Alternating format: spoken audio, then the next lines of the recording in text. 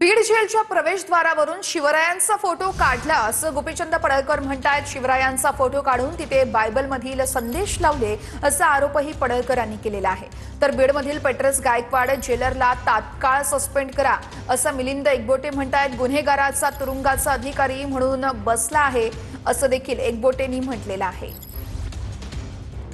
की बीडच्या जेलमधला हा पेट्रस गायकवाड आल्या आल्या त्यानं काय केलं, आल्या आल्या तुरुंगाच्या मेन एंट्रीचं गेट आहे तिथे एका झाडावरच्या तिथं छत्रपती शिवाजी महाराज आणि तुकाराम महाराजांचा एक फोटो होता। आल्या आल्या तो फोटो काढला। काय धाडस आहे बघा। छत्रपती शिवाजी महाराजांचा आणि तुकाराम महाराजांच्या भेटीचा फोटो हा अधिकारी काढतोय।